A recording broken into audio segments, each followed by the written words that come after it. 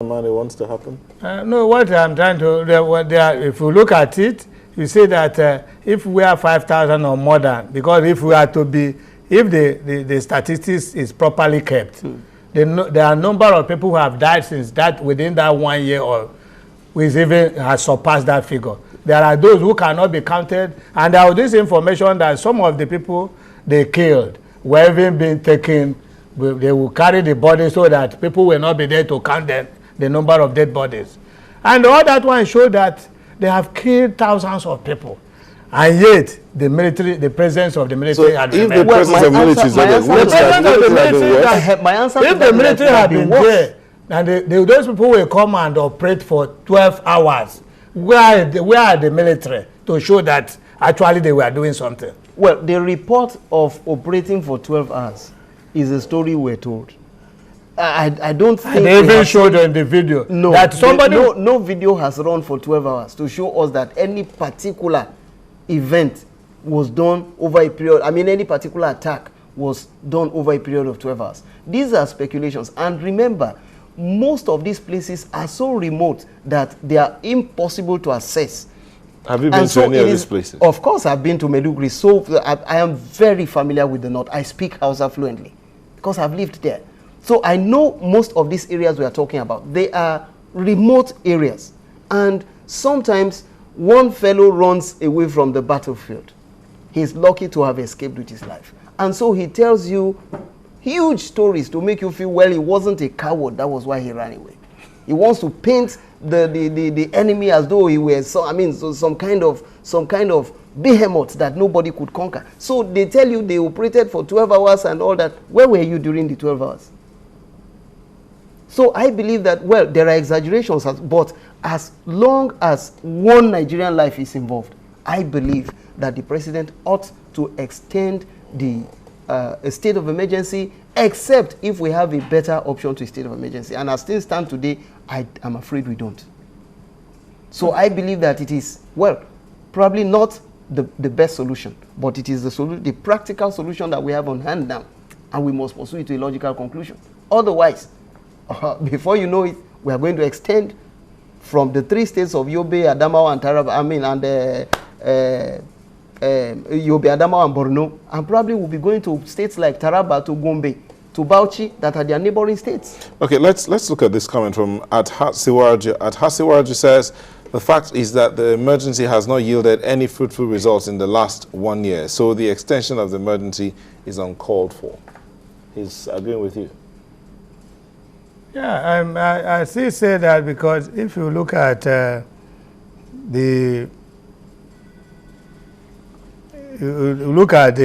style, the content of the proclamation. Yes. The content of the proclamation, it appeared that the Nigerian government or the president did not even advert his mind to the magnitude of the problem that Nigeria is facing. The content of the proclamation is that the security that we are being sent there has the authority to arrest, to detain, yes, to lock down operational bases of the terrorists or the Boko Haram people. yes, And possibly where there is any person caught with weapons, the person should be arrested. And they continue arresting some people. At the end, they will release those people. Those people will even group more and kill thousands. Well, Mr. Namani, you see... Then, of what use has been the arrest? No, Mr. Namani, the truth is that all over the world, yeah, it's established.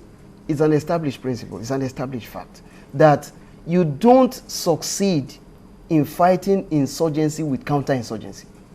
Because once you create enemies in the community, the local community where the insurgency is prevalent, you are not likely to be able to make progress. So if you arrest, the fact that the state of emergency does not deny in itself Nigerians their rights under Chapter 4 of the Constitution of the Federal Republic of Nigeria. So you arrest because of state of emergency, you interrogate, and if you don't find them to be culpable, of course you ought to release them. And if they are released into society, now from what is going on in that section of our country, we have been told that a lot of people are being compelled, forced some under pain of probably the slaughter of their families, to join the insurgents. But you keep asking the question, it keeps coming back by itself. Why did we not even declare the state of emergency earlier than when we did? And after we declared the state of emergency, you want to ask yourself, have we not made progress? The truth is we have. Okay. And if we have made progress, why come back now when we have not finished the job? At this juncture, we'll take a break, and when we'll come back, continue the conversation. Should the state of emergency in the northeastern part of the country be extended? Please do not go away. Welcome back. We have some tweets coming. Kenechukwu says, it's important to maintain the state of emergency. There are gains in the metropolis, but the places suffering are the remote ones. Sagir Gezawa says, honestly, I'm of the view that the state of emergency yielded results. Juliet Ifediba says, please, the state of emergency should be extended. Constitution being the granum gives the president the power to do so. Akodu says, with the state of emergency, Boko Haram still carries out their activities, but till the issue of Boko Haram comes to an end, let it be extended. You have a question? Yes. Well, the question is simple. Mr. Namani, why do you think that in spite of the continuous waste of Nigerian lives, that the state of emergency ought not to be extended? I've stated that it is like Nigerian government has somehow given up. That the government is frustrated by the actions of the terrorists, in the sense that the first time the government thought that it is just an internal security challenges, which was an aftermath of people being used for election. But they didn't know that there's international dimension. And that was the time they were talking of, there are people who were clamoring for granting them amnesty, just as amnesty was granted to the militants in the Niger Delta. Now you can see that no amount of amnesty which have been tried. How can you grant amnesty to those who are faceless? Those who cannot even you cannot come and sit down with you on any conference table. It is not possible to grant amnesty. And these are people you cannot say they are located at social place. Which means why the security agencies are focusing their attention at a particular location, they will operate from a different direction. And as I told you, that they are ubiquitous in form of their mode of operation. Well, so with that one, you see that it is not something you will say, a lot of military men have been wasted, lives have been wasted, yes. Yet civilians have been wasted, yes. Yet the government is pursuing the project of extending the state of emergency, which they actually will have lost hope of achieving any success. And that is the more reason why the international community have been invited. Even with the invitation of the international community, the killing will still continue, and they are continuing. Well, the point is, abduction of those 200 and something girls, people have been doubting whether it was real or fictitious. Yes. But at the end, we have found that the abduction was real. Yes. And yet, no concrete effort. At the time, how many months had passed, weeks had passed before the invitation of the international community to tell you that all the military, all the boats that had weakened, that shown the weakness in the military, all the military. Normally, Nigeria used to boast of a very high, powerful military organization in this country, but this had shown the lapses. Either we have not been trained, our military men have not been undergoing training. That's exactly what I'm talking about. That's the point that a lot of people now agree with you. The point is that when you are talking about insurgency, you are not talking about a uniformed, armed group that will face you in battle, that you can draw the battle lines. You are talking about people who are part of society. They are like anybody else, except that they are carrying guns and they are ready to die with whoever they want to kill. Now, if we are talking about the international community coming in, we are talking about nations like the United States, we are talking about nations like the United Kingdom, nations that have had to deal with this kind of insurgency elsewhere. We are talking about nations that have had to deal with the IRA, with Nicaragua, with Pakistan, with Afghanistan, Iraq, and so on and so forth. So when they come in, they are bringing their wealth of experience, whether you like it or not. Theory, every day, any day, differs from practice. Our military may have gone through all kinds of trainings, theoretically, but now they are having to face it physically, practically, and they are saying their brothers, their friends, their colleagues elsewhere who have had to deal with these problems in real life terms should come in and train them. Well, you have had the American military. They made their position clear. They declared how far they were ready to go before they came. And that is that they are ready to have your men go into battle knowing what to do. And that, to my mind, is the reason why they are sending such a small contingent. Because they need not students, but teachers. And they expect your own military to be the students and the ones who will go into battle to deal with this situation. So I believe that the question of why is it that in spite of the army in the northeast, this continues, you want to ask yourself, if they hadn't gone at all, what would have been the magnitude? And I believe that it is those that they are dislodging in those enclaves that we are getting the spillover in Abuja and a few other places. Maybe you should answer that question. If the military hadn't gone, what would have been the situation? No, because that is why I say that the political structure, that may be a different approach. The political structure that had remained in place, you cannot even rule out the fact that in as much as the bulk of the Boko Haram members are still from the states where they're operating, there could be affinity or relationship between those who are still in power. And some of them, in order to maintain their own, protect their own life and immediate families, may decide also to shield them. So their presence there does not even aid and has not helped the performance of the military. So what are you saying?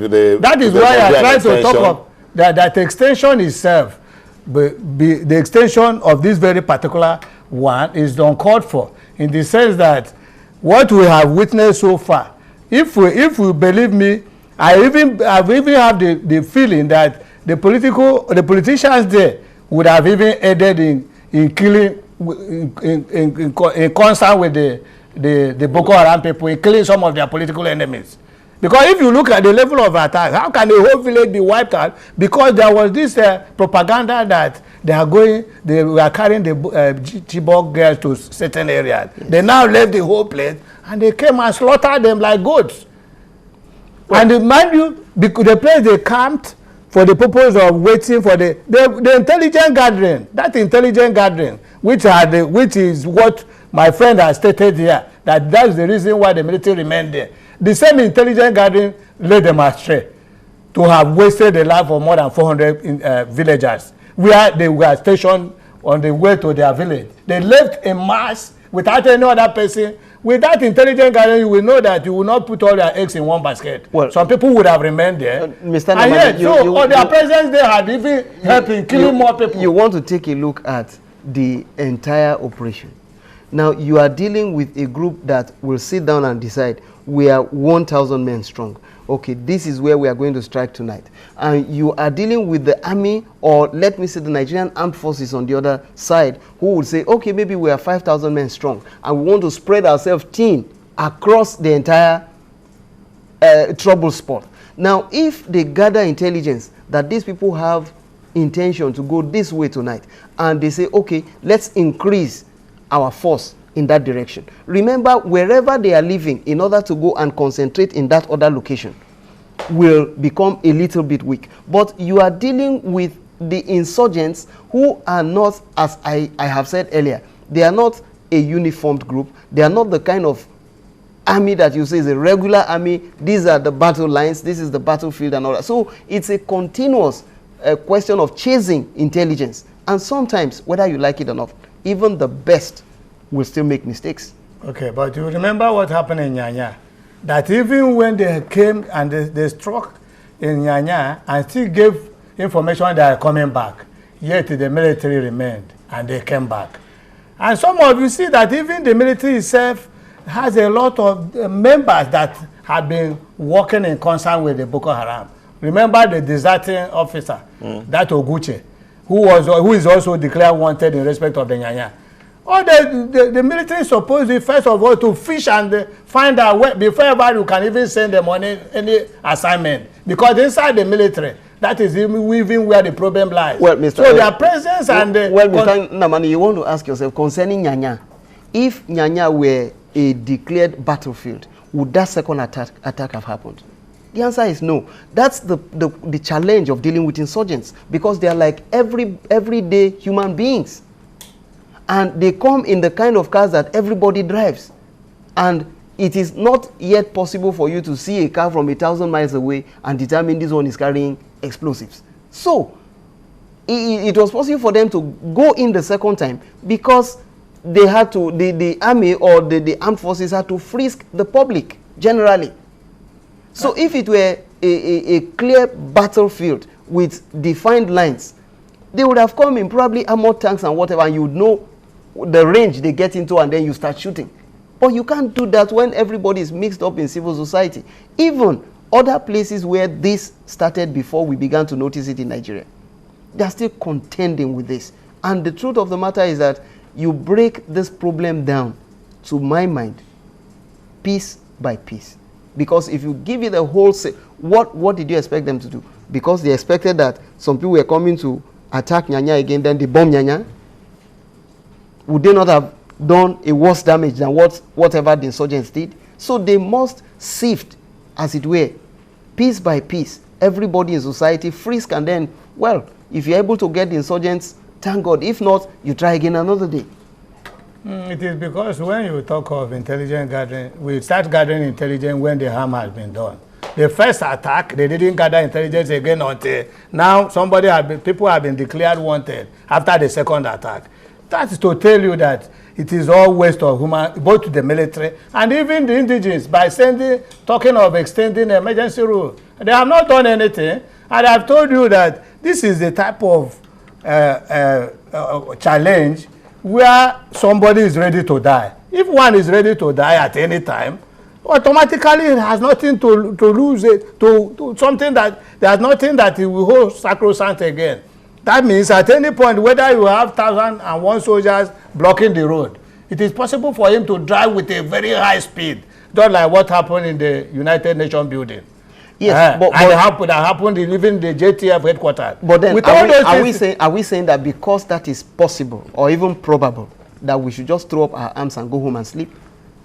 Of course, we have to keep trying to do something, because whether we like it or not, even those other places, even the experts who are coming to help us, we are calling to come in and help us. Is it because they have entirely eradicated such insurgencies in their own areas? No. It's in cause of fighting those insurgencies that they have gained the kind of experience that we need.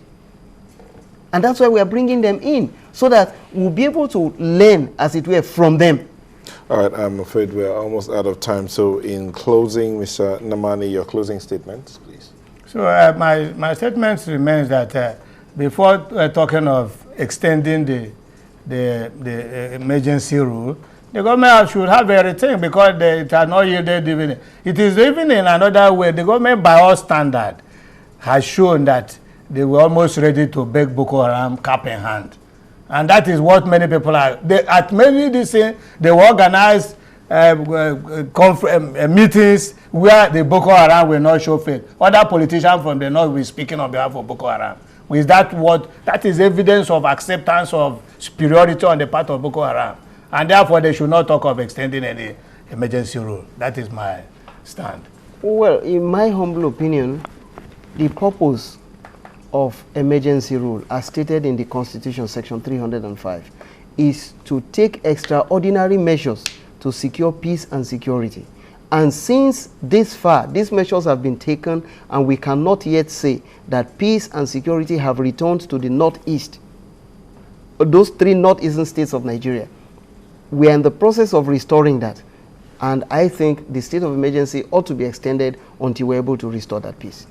Thank you very much, Mr. Tony Ebe. Thank you for coming on the program. Thank you so much. Mr. Julian Namani, thank you for coming on the program. Thank you. Let's see if we can take one or two comments. We're indeed out of time. But Isaac Kanem says, have the Americans conquered insurgency in Iraq and Afghanistan? If no, then what miracle are we expecting overnight? He also says, it is only those who feel enough has not been done yet with the killing that should ask for the state of emergency not to be extended. That's from Isaac Kanem. Bomboy says, who is in charge in a state of emergency, the governor or the security operatives commander? That's from Bomboy. Ikechukwu says, remember this, everyone should be quick to listen, slow to speak, and should not get angry easily. Maybe that's the word we should leave this day with. It says, everyone should be quick to listen, slow to speak, and should not get angry easily. Thank you so much for letting us be a part of your evening. Have yourself a good night. I am Nel Taigbe.